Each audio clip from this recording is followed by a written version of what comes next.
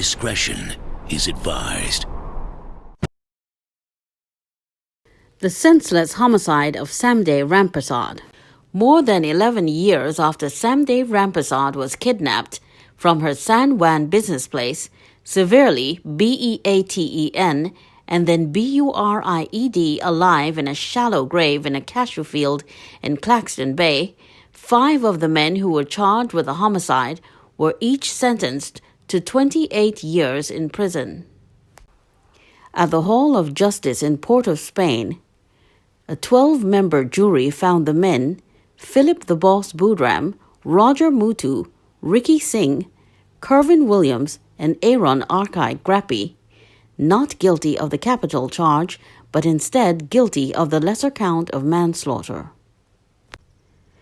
They joined Vivian Clark, 36, Steve McGilvery, 27, and Pernell Martin, 29, who were each sentenced to 30 years imprisonment in 2009 after being found guilty of the homicide of Samdaye Rampersad.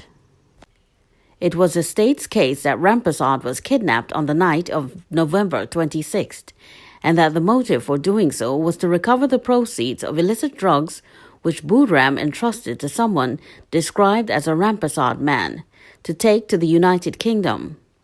The state contended that the victim was believed to have been the man's mother. However, Rampersad had no children. Despite telling the men this, she was still BEATEN and interrogated as to the whereabouts of the Rampersad man.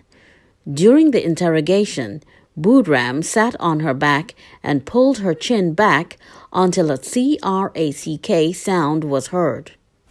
Once she had stopped moving, her body was then dragged about 100 yards and buried in a shallow grave. Her body was unearthed from the grave in Springvale, Claxton Bay, by police on January 5, 2005. An autopsy performed by pathologist Dr. Huvon Des Vignes concluded that the cause of death was asphyxiation, secondary to aspiration of dirt and suffocation associated with live burial. The prosecution was led by State Attorney Tricia Hudlin Cooper, while attorneys Evans Welch, Wayne Sturge, Delicia Helwig Robertson, Daniel Rampersad, and Kelston Pope appeared for the defense.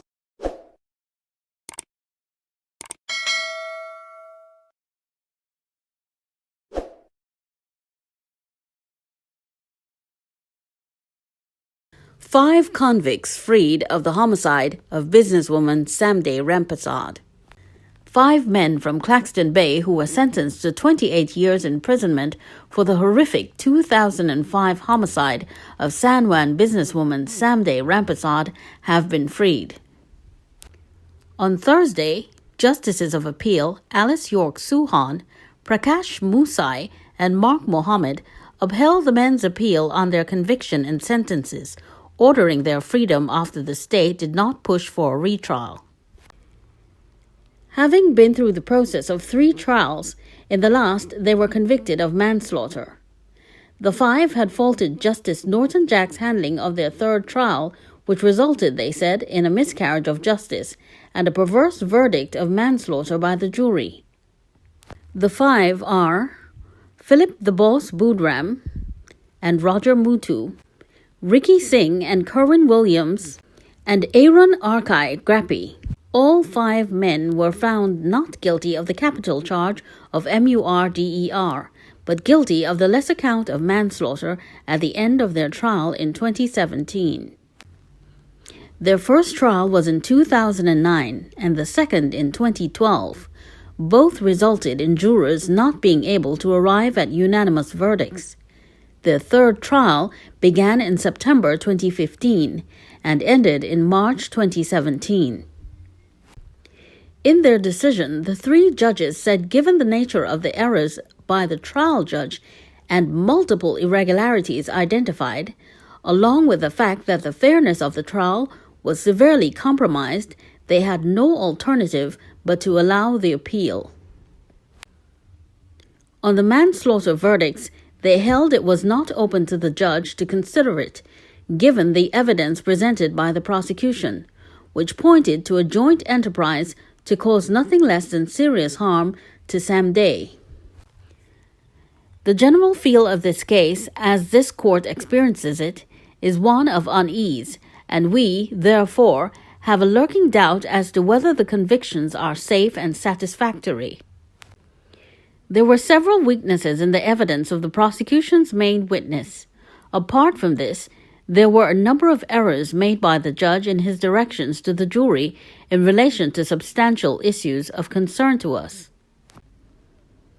On more than 13 grounds of appeal, attorneys for the 5 men pointed the judges to misdirections and errors they said the judge made throughout the trial, as well as in his directions to the jury.